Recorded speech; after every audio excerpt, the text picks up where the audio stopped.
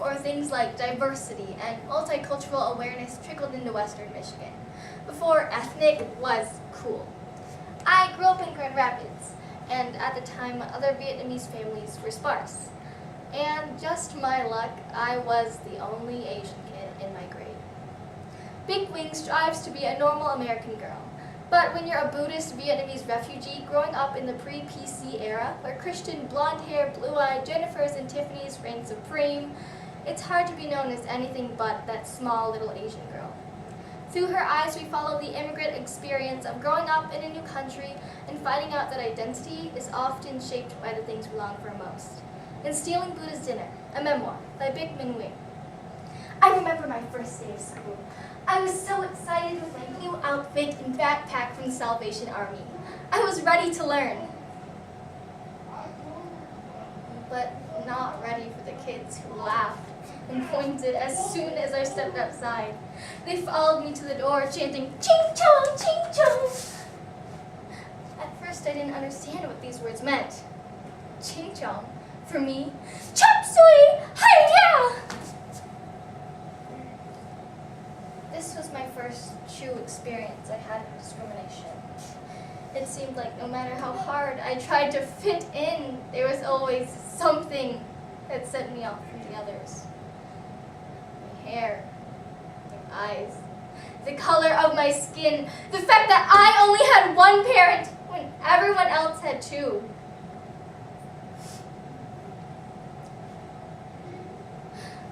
Once, when I was playing outside, a girl came up to me and she asked, "Do you have a real mother?" My real mom's in Vietnam. Oh, that's sad. Why? She likes it there better, I guess. Oh. Did your mom and dad get divorced or something? Yeah, something like that. I never told her that was a lie. And that lie became the story I told everyone from then on. My life, however, as a single-parented child changed when a woman named Rosa came into our lives. She and my father married a little over a year after they met. She told me to call her Mom. Rosa was definitely a woman of her own nature, with her own set of rules and traditions that I learned to admire, until they started to affect me. Just as I was about to enter 5th grade, the public school teachers went on strike. To show support, Rosa refused to let any of us go to school. "But Rosa, who's going to teach them?" "Scabs," she told me. "You don't understand. I have to go back to school." "No, you don't understand. No one in this family is going to cross those picket lines." I didn't know what to say after that. We drove past the elementary schools, and I saw clusters of teachers on the sidewalks holding up signs that read things like, "Fair wages, support your teachers." The strike ended 2 weeks later with only some demands met, and I returned to school set off from my peers once more. Kids would whisper about me behind my back. Once a girl had came up to me and said to my face, "Look, it's the communist." "I'm not a communist." "Oh, fine, then your mom's a communist." "She isn't. Your mom's the only mom who didn't let her kids come to school during the strike. Does she think she's proven a point or something?" Her words reinforced the shame I already felt. Out of frustration, I screamed, "She isn't my mom!" It was the first time I had said it out loud before. After that, my insecurity and dejection seemed to manifest into anger. And Rosa was caught at the end of it. One night, she made a big pot of fried rice, and I lashed out at her. It was just the two of us that night, and I told her I was sick and tired of eating the same things over and over again. Sopa, stir-fried, rice.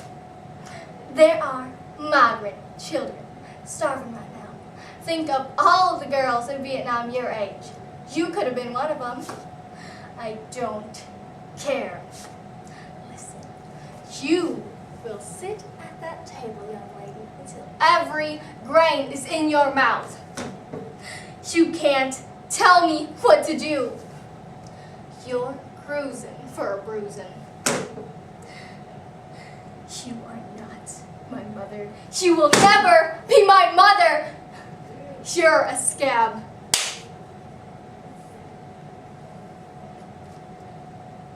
I was just as shocked as she was when the words fell out. The suspension between us eventually lifted, and we never spoke of it again. But I didn't forget. That string of words that I spoke to her stayed with me for a long time. She was not my mother, but I never said it again. I had several worlds. The one inside the house, the one outside in Grand Rapids, and the one in my books. These were always colliding with one another, and my real mom fit in none of them. And I never expected her to. And so when her letter appeared on the table, you wouldn't believe the shock that coursed through my 10-year-old mind. I never actually read it. My father simply gave us the facts while dangling it in front of our faces. Then he told us we could write back. I didn't know where to begin. "Hi," I wrote. "How are you?" I told her about my hobbies and how I did in school.